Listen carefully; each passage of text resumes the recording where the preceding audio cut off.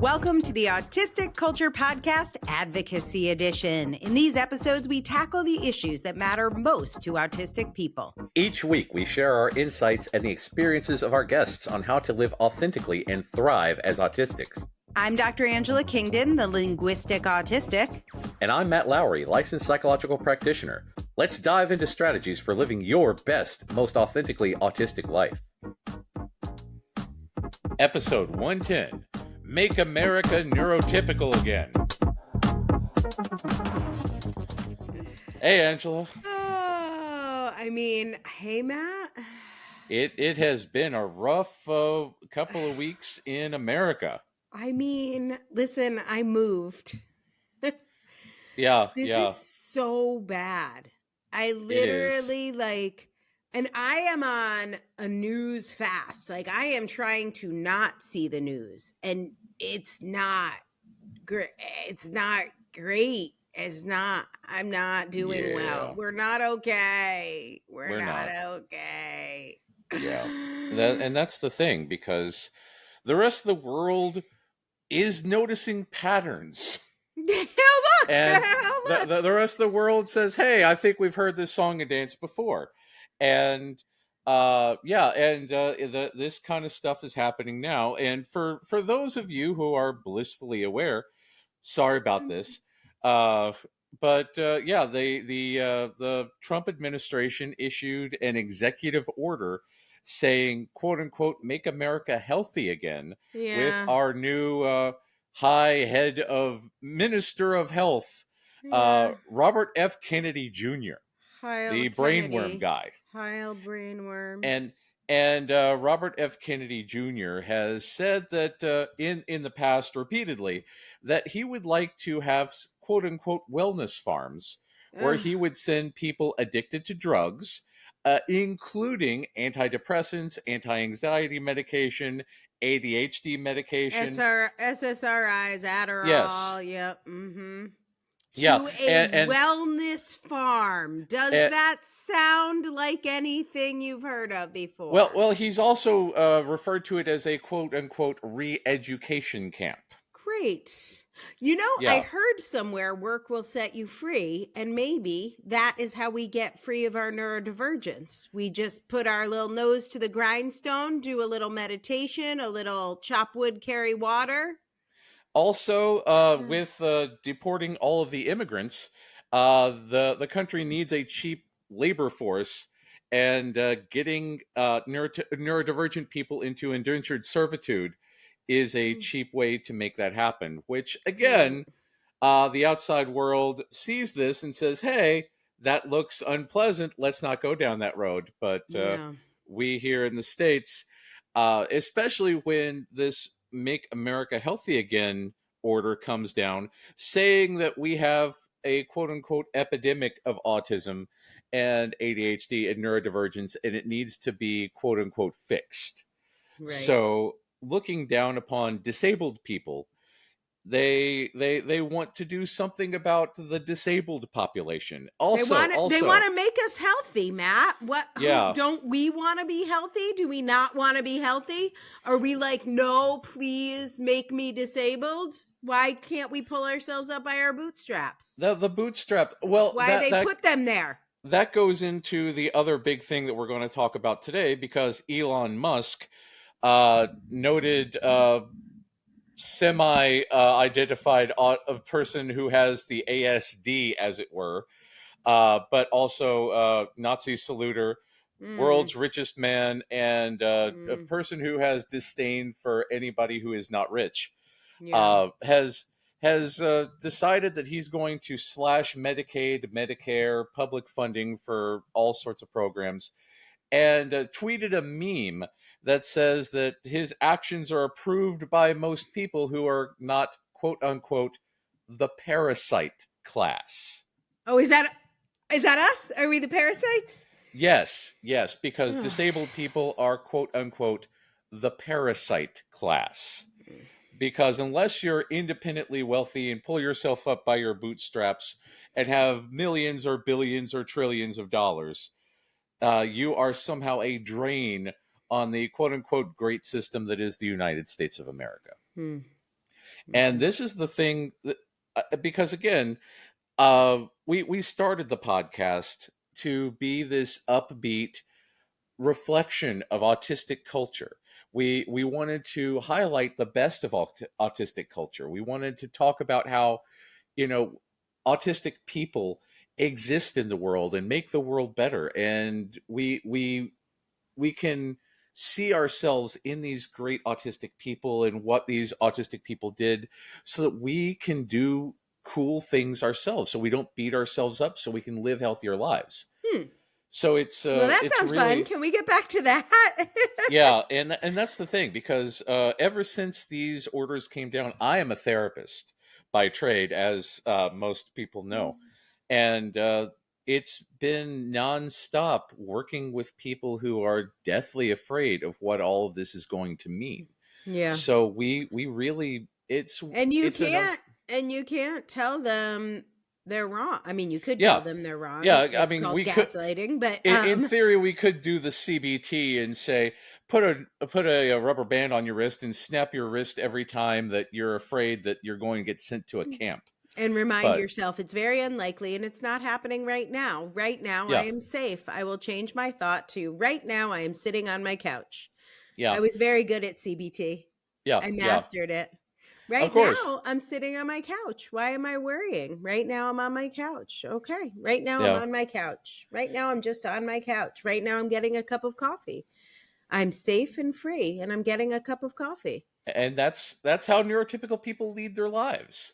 Because neurotypical people don't have the inner monologue. Neurotypical people are not pattern followers. Neurotypical people trust the people above them socially to do what is in their best interest. And again, in theory, these orders do protect neurotypical people by getting rid of us pesky neurodivergent people that are somehow eating away neurotypical resources and making them, because again, they won't have to deal with the quote unquote problem of autistic people. But I do think that's true. I watched Man in the High Castle. Did you watch Man in the High Castle? No. Okay, so is that World War II? It's World War II. He's, I don't know, Himmler. He's some sort of high up Nazi officer, and he has a kid, super cool kid. You guys that are listening, I know I'm getting this wrong, but he gets diagnosed with something. Let's call it MS. It's something, and it's bad. And Nazis did not like MS. No, and it's a parasite. He is now, his child, who he loves, who is a super cool kid, has become or will become a member of the parasite class. Yeah. And so you're watching this, and it's his boy, it's his pride and joy. He's in the, brown shirts. He's in the Hitler Youth. He's all in. And he gets this diagnosis, and at first he tries to hide it, which, by the way, is what any autistics and neurodivergent people who can hide, and trans people, if you can hide it now, it is safer to hide it, I will tell you. And I've seen people saying, how do I get my diagnosis scrubbed from Epic, from the big medical reporting system? It is safer to hide it. So at first he tries to hide it, but then the symptoms get more and more. And so he basically calls the police on himself and says, please have me terminated. I will be a member of the parasite class. Just volunteers. That's the ultimate in internalized ableism. Yeah. He's I will do the patriotic thing. Please kill me. And I think what his dad was able to do for him was have him killed quickly. And whoa, what a great father. Right? That is some parenting. And I had said something. My friend Rose commented on this, but I tagged you in to see it. I had said something oh, this is how we identify who the autistic people are and have them, sent to the gas chambers. I was talking about Asperger, and I'm and then he had him sent to the gas chambers. And my friend who lived in Germany until recently, came home because her autistic kid couldn't get help in Germany, came back to America for that, was like, oh no, they didn't send the autistic people to the gas chambers. No. They were the ones that were tortured, that were like spent months and years away from their family, alone, seeing how much pain they could endure. Yeah. So there was no like merciful death for the neurodivergence. No. And that's historically, we got the black triangle, meaning blood, which means stupid. And again, the Asperger was famous for sending the Asperger's children to the work camps to do work for the Reich. They were the lucky ones. The helpers, because, yeah. They were the ones who died in the work camps because they were overworked and became slaves. The other ones were experimented upon. Yeah, great. Yeah. I have been surprised. I've been putting out posts about this executive order that came out on February 13th, 2025. And lot of support. My feed is very curated. I do a lot of blocking. Yeah, but same. My stuff that was shared and strangers were commenting on it. It is shocking how the most consistent feedback is stop exaggerating. Like versions, like no one's going to get rid of, it's a genetic trait. Like you can't get rid of autism. It's genetic. The whole concept is remarkably flawed. Right. They're like, this is never, you can't get rid of autistic people. It's genetic. Would you like to comment on that? And maybe we could share a little good news. Spectrum, did you see the Spectrum 10K project, Simon Baron-Cohen's fucking dark and eugenic? So that was canceled. Was canceled. That happened also in February of 2025. I missed that good news. Yeah. Yeah, it wasn't that great. It was pitched in autistic circles as good news. I read that. I'll link to it in the show notes. I read that announcement. It was lovely. They're like, I want to explain why I get so upset about like, oh, it's genetic. So you can't cancel neurodivergent people. It's genetic. Yes, because we can identify the genetic DNA and we could just terminate neurodivergent people right in the womb. Yeah. Don't need to worry about that. And that's something that Autism Speaks was actually advocating for. And that's what Spectrum 10K basically was. Yeah. Yeah. Because, again, anytime that you say a specific person, a specific race of people are problematic, let's fix that. Again, we go into eugenics.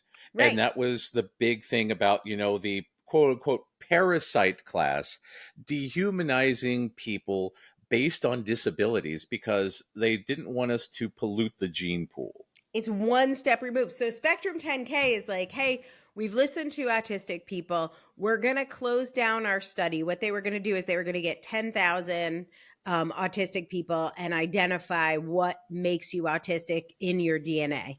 And autistic people are like, please don't fucking do that, assholes. Right? So they're like, we canceled it. Here's our reason why. They're like, we canceled it because we really want to spend time looking for ways we can help autistic people cope in the world they find themselves in. How great is that? That's exactly what we said. Those are our words. Yeah, that's actually good. That's good. And I'm waiting for the but. Because we don't need this information anymore because there's so much DNA evidence available that when we started this process, we needed autistic people to submit. But now we don't need it because we have the databases from Ancestry.com and 23andMe who have sold us their databases. Therefore, we don't need your DNA. We're just going to identify the autistic people and help you. Oh, God. They're going to help us. Thanks. By the way, we would like only help us with air quotes on that. Help us. Yeah. We need to clarify that. Help with air quotes. Yeah. So, and then everyone announced this because if you just read it really quickly, it looks so good. Like the headline looked good. They're like, we have listened to autistic people. We are canceling this. And then they add this little, and also we don't need the information anymore because we have it. Yeah. Yeah. I don't like it. I don't like it. No. Well, and so again, the research, every time they go to find the quote unquote autism gene, they find that, again, we are genetically immune to the mTORs, the mammalian target of rapamycin. All of the things that make us autistic are tied to things like high intelligence, giftedness, perception, all of these things that make us, human. So every time that they try to delete something that is related to autism, they find that it's linked to something that is really essential, as though being autistic is part of being human. Yeah. Yeah.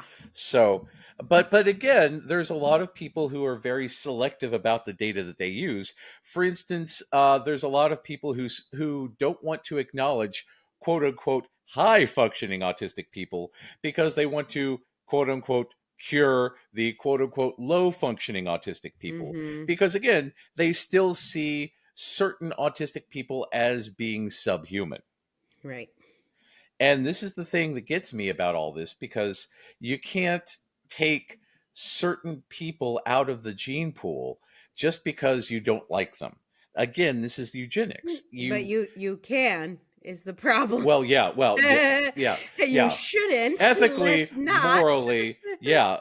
But this, and yeah, that's the thing, because these people are so short-sighted and so bigoted that they really they realize that America might have issues with death camps. So they're currently saying, let's send immigrants to Guantanamo because it's not executing people. They wanted to send people quote unquote back to where they came from, but that's not in the budget. They're not going to say, a first class ticket to Colombia, here you go, sir. Right. It's just easier. It's like the World War II internment camps for Japanese people. And there's some reason why, like some countries, if we don't have a diplomatic agreement with them, we couldn't send them back. Anyway, yeah. It's gross. I hate it. It's all remarkably short-sighted from people who are top-down processors who just say, I don't like those people because they're not me. Yeah. And this is inevitably... I will say, I had to unfriend a lot of people that were very excited about the Make America Healthy Again Act. It was just very shocking. And it's not that they're saying they hate us. I believe they hate us, but that's not what they're saying.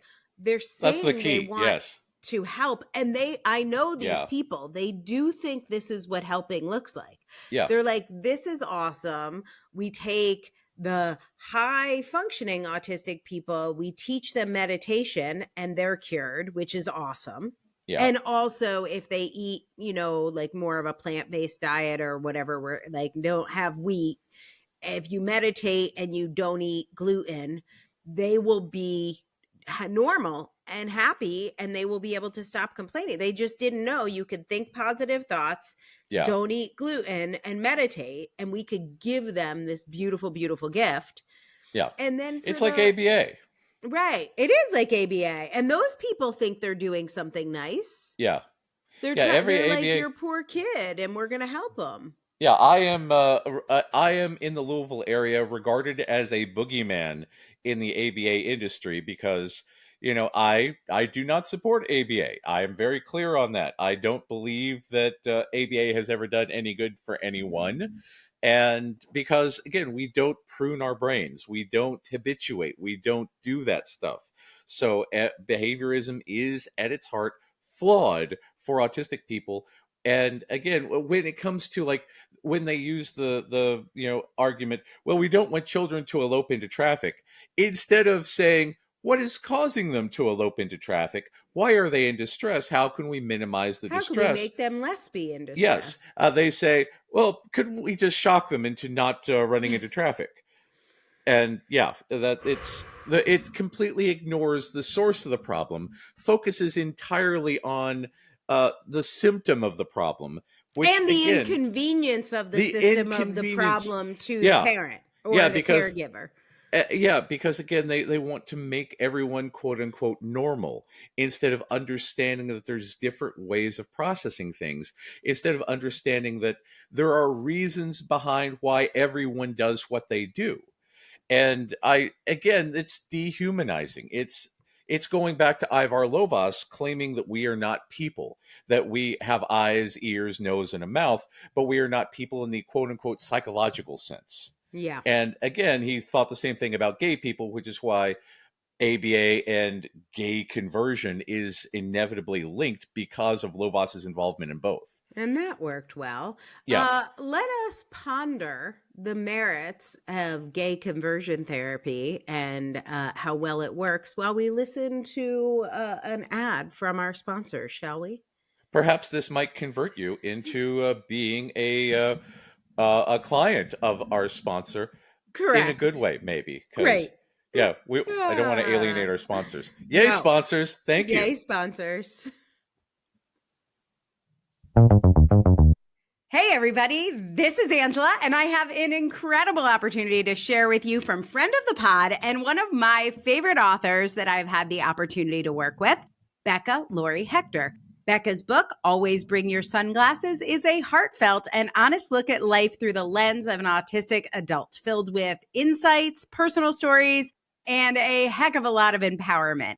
And she is offering it totally 100% free to our listeners. All you have to do is visit alwaysbringyoursunglasses.com. That's alwaysbringyoursunglasses.com for a free copy of Becca's book. All right, we are back. We are back here on the Autistic Culture Podcast. We are somehow alive and still kicking. You can't stop us. This is Angela Kingdon. I am here with my co-host, Matt Lowry, LPP. And today we are talking about the Make America Healthy Again executive order from the crazy co-presidents, Elon Musk and his little minion, Donald Trump. We have been talking about the order itself and how it is a way to exterminate our people in a long and painful way. But in this segment, what I wanted to talk to you about was, because I love a conspiracy theory, did you see Elon Musk's autistic child X in the White House? Did you see what did you catch any of that? Yeah, where he goes up to Trump and says, "You're not the president. You need to stop now. You need to shush your mouth." Yeah. Up. You need to shush your mouth up. Yeah. Yeah, and Trump's just kind of sitting there with a disdain look, taking it. Well, it was weird. Trump, first of all, as a woman and a mom, I would like to say, if I ever brought my autistic child into a business meeting, even if I mentioned my child at a business meeting in the wrong, not in the part of the conversation where you're supposed to make small talk and talk about your children, I would be fired or at least marginalized. So women don't do that. Jacinda Ardern brought her baby into as Prime Minister of New Zealand.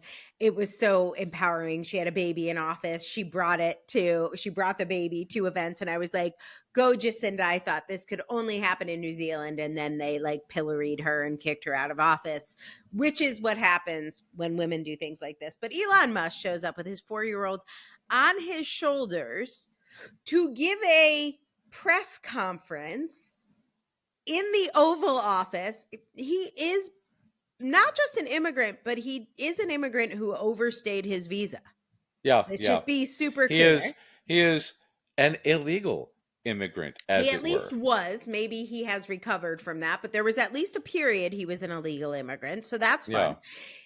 He has had 13 children, many out of wedlock, which I didn't think was allowed, but I guess it's allowed for men to spread their seeds and just not allowed for the ladies. Yeah, it's a mark of shame for the ladies, where you can't speak out like his latest one wasn't allowed to talk to anybody and kept in a penthouse with the child. Secret love child, or not love child. I don't know, because he basically pressures women into having his babies. Yeah. But for some reason, X is his favorite of all the babies.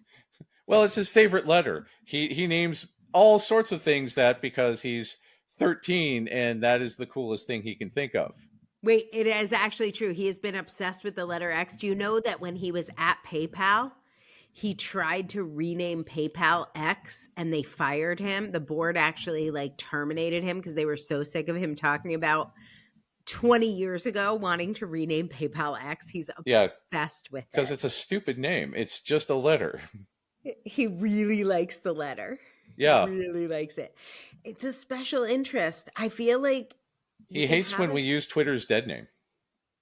Yeah, I know. It's interesting because he likes to use his daughter's dead name, which is also he's got some double standards. Go back and listen to our internalized ableism episode. I don't really want to talk about him. But anyway, Trump introduced this 4-year-old as a very high IQ individual. Oh, God. Before the press, like in front of the press. Yeah. He was like, hello, I'm joined today here in the White House Oval Office by my co-president and the guy who like holds my dick and drags me around like it's an elephant walk in a fraternity, Elon Musk, and his 4-year-old, a very high IQ individual. Please meet X. What? Yeah. The actual fuck is happening? Are we in a Kafka play? What is happening? Yeah. Well, you know that Elon bought Trump's debt so that Trump was floundering. So he could drag Trump around by his fucking tiny dick. Yeah. And Elon knew that this is the only country in the world where he could get away with that sort of thing because, yay, capitalism. Because American freedoms? Is it because they hate our freedoms? That's why they're doing it, huh? Yeah. So, and that's the thing about all this, because Elon is widely considered to have the autism spectrum disorder. And I clarify, because I say that because he is not a part of the autistic community. Culture. Yeah, he is not a part of the autistic culture by any means. No. He does not embrace the values that we embrace. He does not support autistic people. And he actively turns against autistic people, especially since autistic people, due to a variety of factors, anxiety, depression, comorbid issues like EDS, POTS, mast cell activation syndrome, all of these things that affect us more prominently than neurotypical people, we are more likely to be underemployed. We are more likely to be on disability. We are more likely to be on Medicaid and Medicare. So when he goes after the quote unquote parasite class that requires public assistance to maintain ourselves, he is going after autistic people. Mm-hmm. Mm-hmm. And this is very frustrating because, again, Trump gives him a pass because he is, quote unquote, a high IQ individual, because Trump doesn't understand IQ because he overestimates his own abilities in many, many ways. Oh God, what's the effect? Where you don't understand how much you don't understand. Oh, the Dunning-Kruger? Yeah, Dunning-Kruger. Yeah, Dunning-Kruger in action on that, because he really, really believes that he's a genius, because like Elon Musk, a very stable genius who passed the dementia test because he was able to remember what? Man, woman, TV camera? How to draw you have to draw the clock. What's the big hand? What's the little hand? He made more deal about that than Obama did winning the Nobel Peace Prize. Right. And that's, again, he doesn't understand all of it. But anyway, again, there is this mythical autistic savant sort of thing going on with Elon's image. And that he because he was able to buy so many companies and rename them and claim credit for all the geniuses at Tesla, all the geniuses at SpaceX, all of, he's the Thomas Edison of our time. Exactly. Not the Tesla. That is for sure. Tesla was one of our kind, by the way. Yeah. Tesla was definitely we let him one in of us. We let him in the club. Yeah. Edison can fuck all the way off. Yeah. Yeah, Edison took advantage of the people who worked under him, took credit for like the light bulb and everything, but he didn't actually invent anything. And Elon is very much in the same camp with that. And Yeah. it's very frustrating that this is the sort of person that has the most power over all of the rest of us, which is again because he is a, billionaire with all this power. This is why he is excluded from Brainworm's plan of sending us all to camps. Hmm. And that's the thing we come back to, people saying, oh, you're being over dramatic, why are Yeah. you jumping to this conclusion? Because people in 1930s Germany are in the newspapers saying exactly that thing, that people at the time were overreacting, that this would never happen, that, boy, it would take a lot of stuff to happen to make that happen.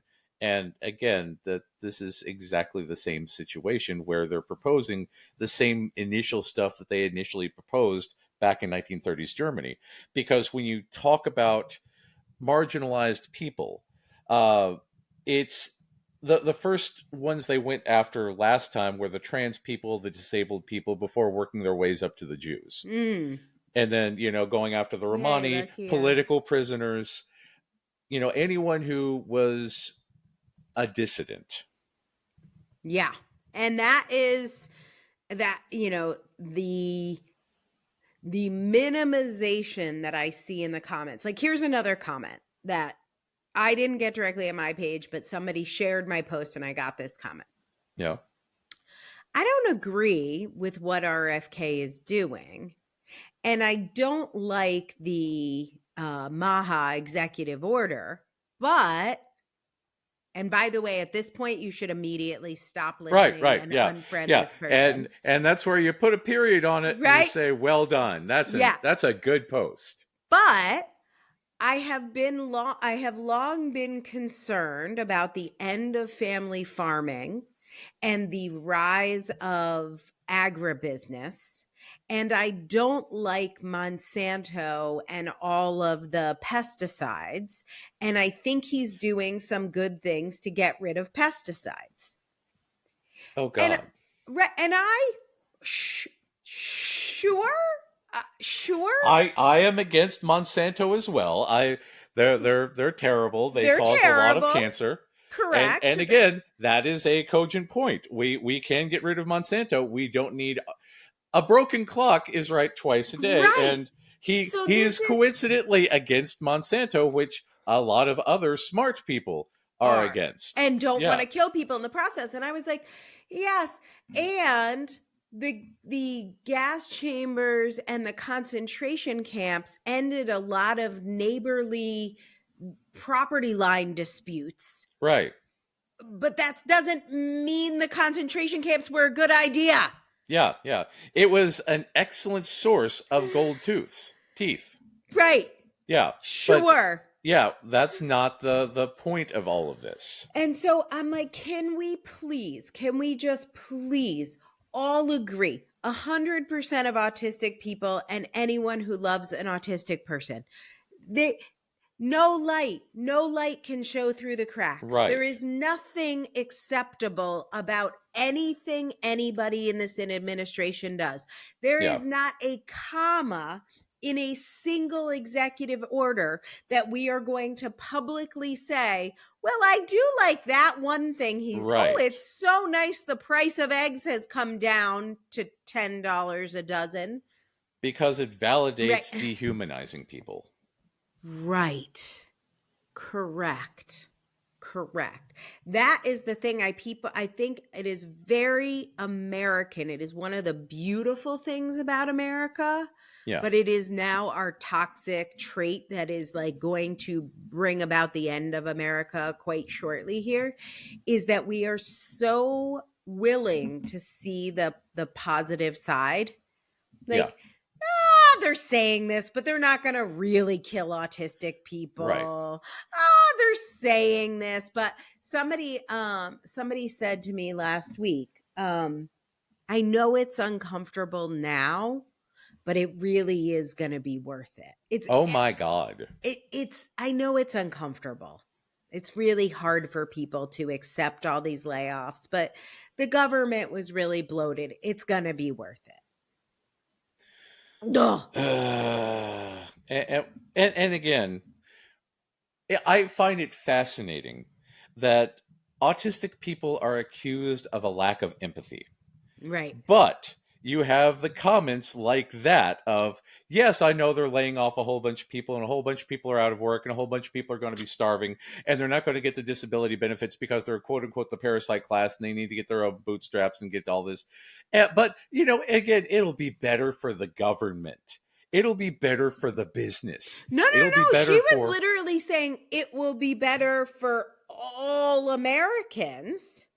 Well, that's the thing. I think people mean it. It's like all Americans except those of us who are dead and our children. Well, that's the thing. When they say the word Americans, they refer to a specific type of American that they relate to. They do not see that they see the others as the others, not as Americans. Because the phrase real American has been around for a very, very long time. Usually white cisgender males. Yeah. They not like us. They not like us. Exactly. And this is the thing, because if they're and this is why they're going after disabled people first, because there's already an element of dehumanization against disabled people. And if they are able to do that with disabled people, they're able to translate that into more. Again, they've done this with transgender people. Transgender people are in very much a lot of danger, especially since there's a lot of overlap between transgender people and disabled people. And disabled people. And yes, and we had a thing in Kentucky where they wanted to, stop transgender people from interacting with autistic people because poor autistic people don't understand gender and could be converted by the transgenders into being transgender because we just don't understand the gender. See our kink episode, because again, talking with the psychologist who believed that we didn't understand how to breed. Right. God, but they really don't understand that we're human. But I think this is a good time to revisit. We have a lot of listeners, and I think a lot of very maybe recently diagnosed or late diagnosed people, even kids, like parents that want to be supportive, that get diagnosed and they get this. I got Asperger's. Now they will get a level 1. And they get a piece of paper that says your child or you are ASD level 1. Yeah. I got something like that. It was the equivalent. It was a different word, but it was the same thing. And so I believe that piece of paper from someone like you who had more credentials than me in this area. And so I repeated that. I came on social media and I said I have ASD level 1 because it sounded right. So if that is you and you are listening to this podcast, I think this is a good time to explain in relation to Make America Neurotypical again, that particular act, why the levels are so dangerous. So Matt, why don't you talk about that? And do you have to write? When you do a diagnosis, do you have to write that on a piece of paper? I do, and I explain it to people in great detail because the levels are ridiculously biased. They're based on capitalism and how much capitalistic value you can bring to society. Because again, level 1 is someone who quote unquote has low support needs. We'll go back to that. Who is able to have a job, who is able to participate in business and generate capital for the nation, and is able to go to work, have a job, all that stuff. Level 2 is someone who has quote unquote more support needs. You might be in a therapy, you might have had a few suicide attempts, you might need a lot of medication, you might be in burnout. But again, burnout isn't something that's covered by the levels. It's just levels based on how well you're able to work. Level 3 is somebody who has a marked difficulty working, who needs other people to take care of them because of whatever disability they may have. They might have a comorbid disability like fibromyalgia. They might have corresponding low IQ. They might be somebody like my son who is unable to speak. So And this is the thing about it, because in reality, there is no level of an autistic brain. We are all hyperconnected. We are hyperconnected in different areas. Some areas might not be as connected as other areas. And this is what throws people off in thinking that we are somehow inferior to others, because I might be hyperlexic, but my son might have verbal apraxia. My son is a Gestalt language processor, which he's able to communicate very clearly. He's able to come home and cook and take care of things. Whenever we eat, whenever I'm done eating, he gets up and takes my plate and puts it in the sink, because he knows that this is how we clean the house. And he's a sharp little guy who has a photographic memory for the things that he loves. But again, he's not a conversationalist. Right. And this is the kind of thing that people don't understand, and this is why it's dangerous. Which doesn't mean, by the way, he might not be a conversationalist, but it doesn't mean he is not communicative, because I don't know many people that are more communicative than Emmett. Yes. He is highly communicative. He's more communicative than I am. Yeah. Because, again, put me in front of a bunch of people, and I'll be like, hey. I know. I put you on the spot, and you're like, you go. Yeah. How about you go? Unless there's something I feel strongly about, I'm not going to do it. So this is the ableist thing about this, because this goes back to Asperger. This goes back to Asperger saying that there are valuable autistics and disposable autistics. And this means that level 1 autistics might be valuable to society, because we can wring some monetary value out of these motherfuckers. Exactly. It might burn us the hell out and we'll die early, because, again, on the grand scheme of things, everyone ends up disabled. There is no 100-year-old person who is going out and lifting weights and, doing everything every step of the way, because our meat bodies break down throughout our lives. You're going to have a broken leg, probably. Statistically, you're going to have depression at some point. Statistically, you might have a baby and be unable to walk. Statistically, at some point in your life, you're going to be disabled.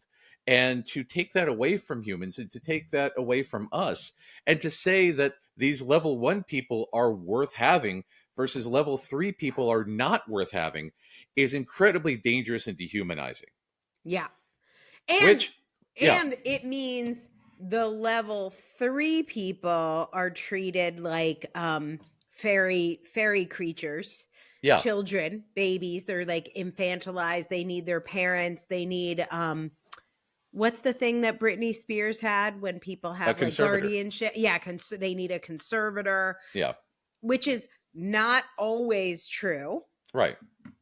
And then level 1 people are treated like, well, hey, if you want to live, like, have you tried just suffering? Right, exactly. And that's and this is the thing, because our levels fluctuate possibly from hour to hour, because it depends on how much stress we're under. If we're under a lot of stress, we can't do anything. I work 4-day weeks because I can't handle a 5-day work week. Right. And these are accommodations that we need. And that's another thing about it. Well, when we come back from a break, which is probably a commercial on, how we better help ourselves, let's talk about all of the things that we need to survive this hellscape, how we can help each other, and why having a community is essential for our well-being and to take care of this. So let's go and find out what piece of useful information our sponsor is going to tell us. Hey, clinicians. Are you looking for an affirming way to assess autism and ADHD that bridges the gap between self-identification and formal testing? NeuroPebble's Diagnostic Assessment Training for master's level clinicians is here to help you confidently navigate assessments. This course prioritizes lived experience and understanding the nuances in the diversity of traits. You can even get 7 CEUs if you need them. Start today at bit.ly/neuropebble and take the first step towards transforming your practice. At NeuroPebble, every idea is a pebble that paves the path to a more neurodivergent affirming world. Go to bit.ly/neuropebble to learn more. I need to do that Neurotypical course myself That's because what my I was going CEUs to are tell coming you. up. Yeah. You see that? I was like, you need to do that. You say that to yourself. Yes, it is definitely a thing because I approve of the work that they do. I am not just a person who talks about them. I am also a client. Well, you should be a client. Yes. You have to actually do it. You have to do it. I'm doing her course because actually we'll do a little shout out. We're talking about the Neurotypical course on autism assessment. And there's a couple things interesting about that program by Jamie Roberts that I want to point out. The first is in our book on adult autism home assessment. We have a book that's coming out soon. Probably depending when you're on listening to this. Depending on when you hear this, it might be out now.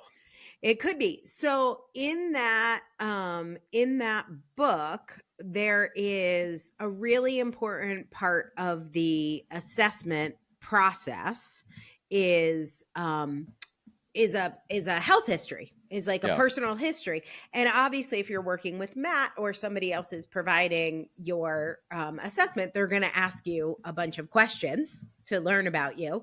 But we have you ask yourself those questions, and they are very extensive, and not all of them, but a lot of our questions came from Jamie and from that Neurotypical course that you may have just heard us advertise. I think I'm on the second to last class in that, even though it's designed really for therapists. But if you're not a therapist, I highly recommend it. I learned a lot about my own assessment process from hers. I'm not getting the CEUs. I would give you my 7 CEUs, but I can't do that. You have to take the class yourself. So we highlight it. One of the things she teaches, though, I think this is in class 1 or class 2. I think this is really important for this moment in time, is that master's level therapists in many states in the US can do what she calls an informal diagnosis. So what Matt did for our family is he got us a diagnosis where we could get accommodations in school or at work or things like that. What this program teaches you in part, and even if you're a declin or a neuropsych, I think you would benefit from this autism affirming approach. But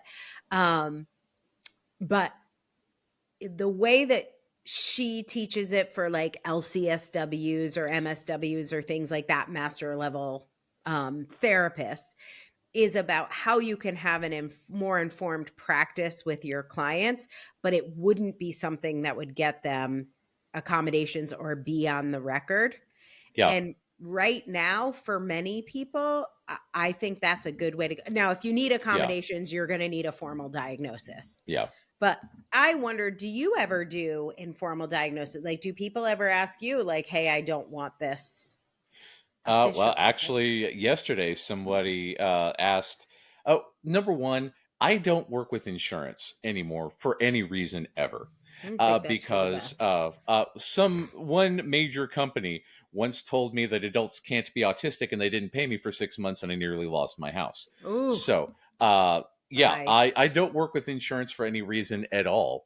And because I don't work with insurance, I never report anything to an insurance company. So good. So, sometimes people will ask for a super bill so that they can get reimbursed by the insurance, and that requires a diagnosis. And I, historically have put the diagnosis on there.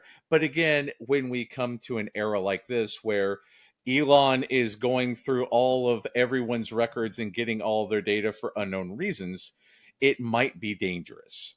So I always tell people that I am going to give them the report that has the diagnosis on it. Mm-hmm. And it is up to them to do whatever they want with it, because it is an official, legally binding diagnosis. But again, you may not want everyone to know about that for all of these reasons. Yeah. So I tell people that, yes, I keep all the data myself. I won't give it out without a court order. And even with a court order, I'm very clumsy. I might lose my jump drive or something. Who knows? I have seen you lose jump drives before. Yes. That's actually... I'm super clumsy, man. I hate that. So, and you moved? So Yeah. Who in the knows? move, I think a lot of those records, ooh, God. It could have just fallen down the garbage disposal. Who knows? But these are survival skills right now, you yeah, guys. In this environment, if there is a public school yeah. that Doge, I hate even calling it that, but like Yeah, that because he Doge named is it good. after a meme.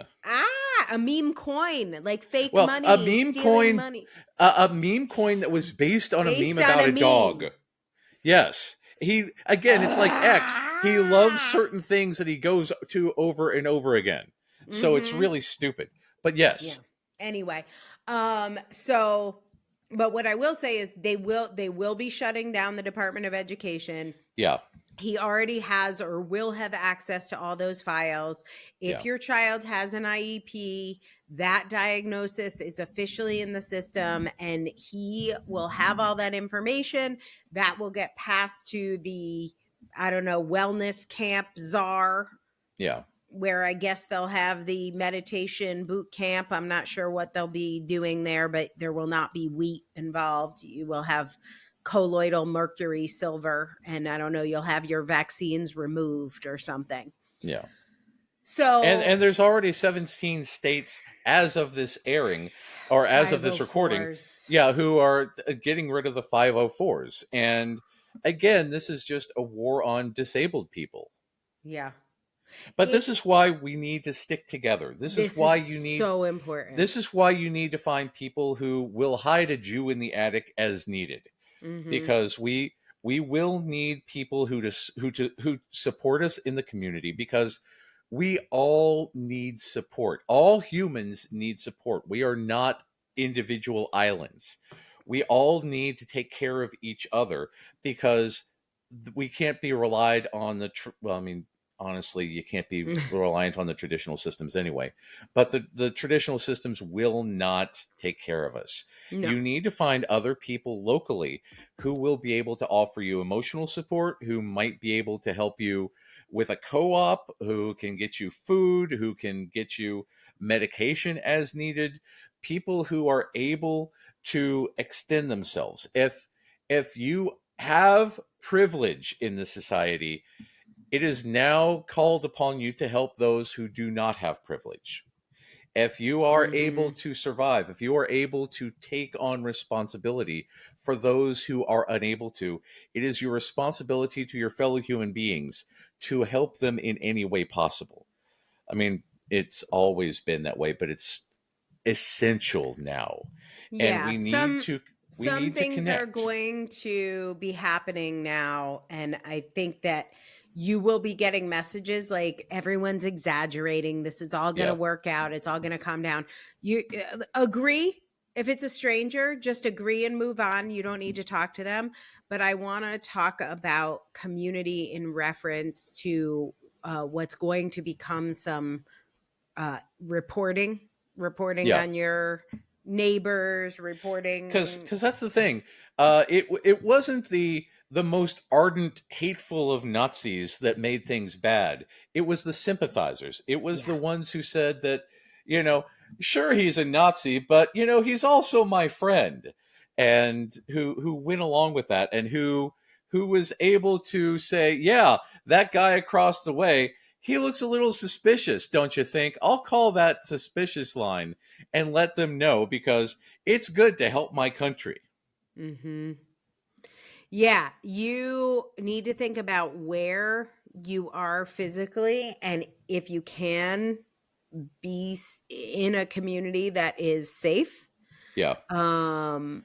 You need to, and for many people, moving isn't an option. So how can you limit interactions to communities you can trust? Yeah. I don't think this is a drill. No. I really don't think this is a drill. I am generally against masking for our mental health. In these days, you must learn how to mask in order to appease these quote unquote good Americans who might think it's in your best interest that you go to a camp, or that your children go to a camp. Mm-hmm. No, they really will. They will think it is an opportunity that it is so, and they're going to target lower income people. They're going to take away the 504s. They're going to take away public school accommodations. So you're going to have a school maybe that's closest to you or something that doesn't meet your needs. All of the special needs funding will be cut, and then they will offer you this olive branch of a wellness camp or a re-education camp or whatever they're going to call it. And you, as a parent who is probably also neurodivergent and exhausted, they're not going to come to you and say, hey, we're going to take your child away, we're going to brainwash them and torture them. That's not how they're going to say it. No. They're going to say, we're going to we have a helpful option for you. We're the good guys. Yeah. I am legitimately very, very concerned about certain people's well-being, because if a quote unquote good neighbor calls CPS on them due to the state of their house, due to various factors, they might be victim of this. And there's no good way to tell people, hi, I'm very, very worried about this. You really ought to, find something around this. I want to be able to help, but I have limitations. And it's one of those things that there are going to be a lot of people who are in a lot of danger. But again, it's going to be framed like in the other days that, when these people come for you, it's for your own good. It is for your own good. And So, you know what you know. You know what you know. Do not let these people brainwash you or gaslight you into not knowing it. So you are going to hear a lot shortly about how we're going to look into the cause of autism. Yeah. We are going to get to the bottom of this once and for all. Yeah. And America is on a quest to understand which vaccines cause your child autism. So, Matt, just to remind people in your soothing, dulcet tones, put on your little doctor lab coat.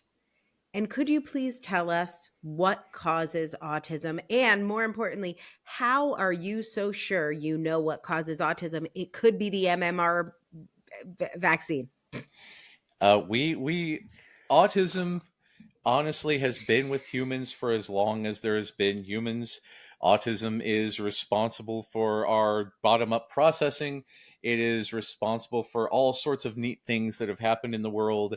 Autism is responsible for the people who go into science, who like to research vaccines, who create vaccines, because they say, perhaps we can eliminate that pesky polio.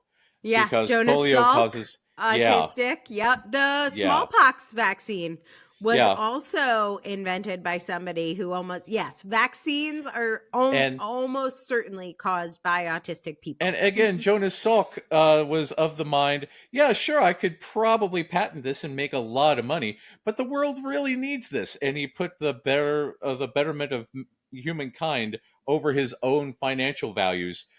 That's kind of an autistic culture thing to do. Mm-hmm. Justice sensitivity, right? Yes. And then the Edward Jenner was the guy who did the smallpox vaccine. I don't know what I saw on this. It was like a documentary or something. Maybe it was, I don't know, Kunk on Earth. I can't remember what it was, but it is really gross. And it was the weirdest idea. He's like, I will take the pus from one of the smallpox. Yes. What? Yeah. What? Dude, why would you? Only an autistic person would be coming up with that idea. So like literally only an autistic person would be like, what if we put the bad thing in more of the bad thing and then we took the bad thing? Yeah. That's some personal sacrifice. That's some outside of the box problem solving. Up. Yeah, exactly. Yeah. Exactly. Yeah, exactly. And that's the thing, because humanity needs us. Humanity needs these ideas in order to progress and in order to evolve. We have a lot of top-down processors saying, well, it's always worked that way, but part of the reason it's always worked is because when it's always worked, it didn't work before, but now it works because someone said, hey, let's try this thing, let's try this bread cutting machine I made. Right. Let's try. Yeah, we've come up with all sorts of interesting ideas in the world, and humanity needs us. So We I just can't. want to go back in time, um, way before vaccines existed, autistic people existed, just to give you some of the things we know autistic people are responsible for: stone tools, musical instruments, written language, the abacus, clocks, the printing press, calculus, vaccines. All of these things happened before vaccines. Yeah. Vaccines Therefore, are just here transitive to. property, Yeah. it can't be caused by vaccines if it existed before them. So how do we know autistic people existed before vaccines? There is great peer-reviewed research out there that looks at the traits. We call them the autistic culture traits, Yeah. but the different processing styles in communication, information gathering, and information processing, and compares those in an analytic fashion that is peer reviewed. You can read these studies. I'll link to some of them in the show notes. So we know autistic thinking existed not just before vaccines, but in order to make vaccines.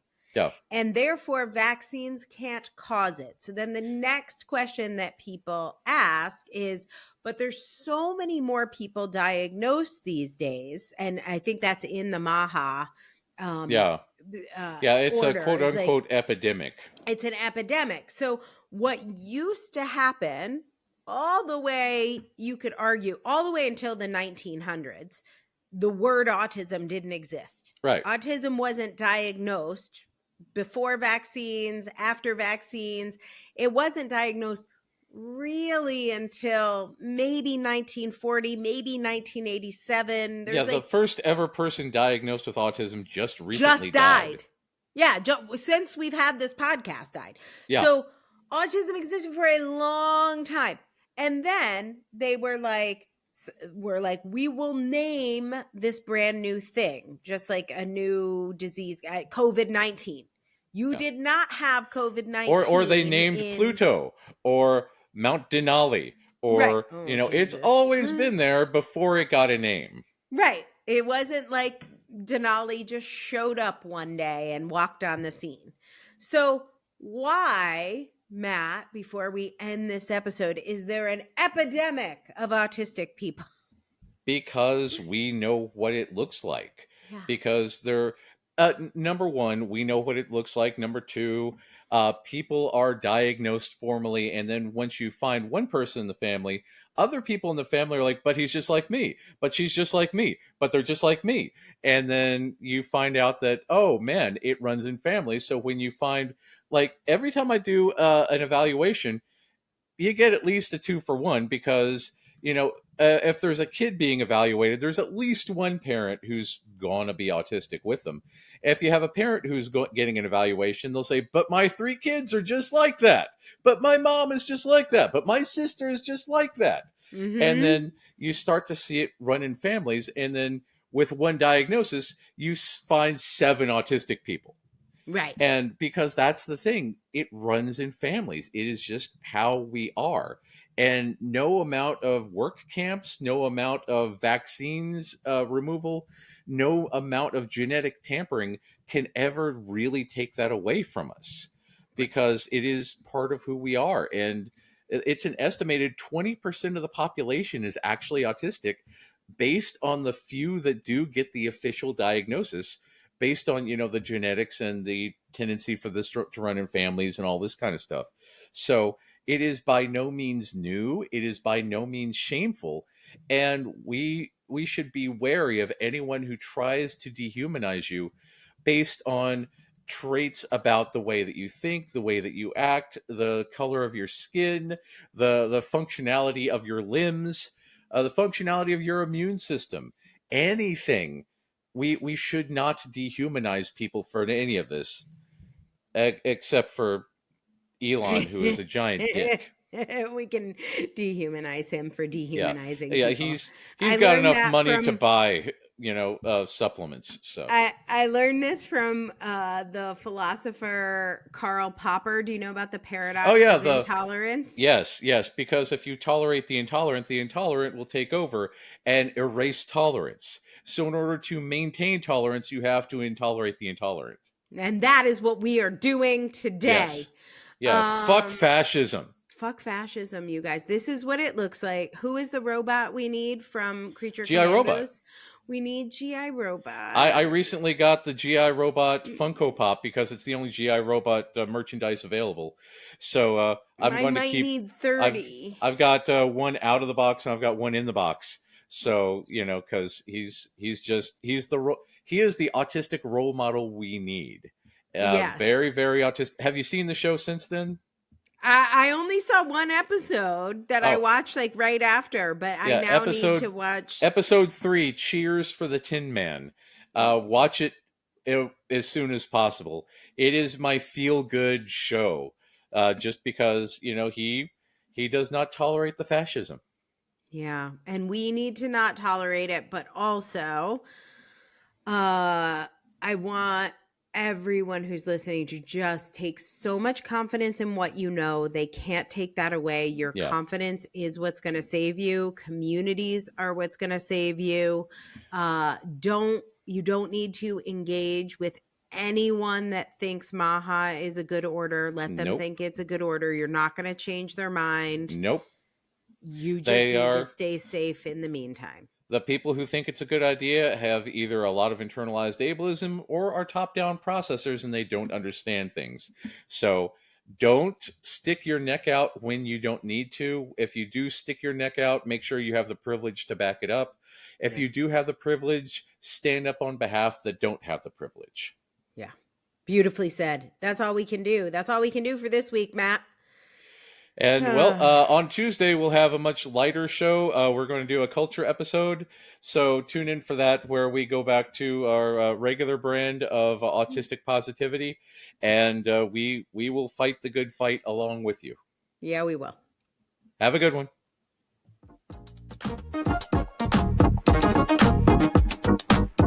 Thanks for listening to the Autistic Culture Podcast Advocacy Edition. Be sure to tune in for our Autistic Culture episodes every Tuesday, where we celebrate autistic contributions to society, culture, and history. For even more autistic culture, consider becoming a paid member for exclusive perks, like live Q&A calls with us, a virtual writing circle, and our new Self-Defined Living course by Becca Laurie Hector. Fun fact, Matt, it actually costs us $8 for every minute that people see or hear on the podcast. But our member pricing is just $8 a month. What a bargain! What a bargain! Buy 1 minute and get 500 minutes for free. Seriously, if you can afford this, we really appreciate your contribution. It makes all this possible. And of course, the best way everyone can support what we're doing is to rate, review, share, and subscribe on Substack or your favorite podcast app. This is the way.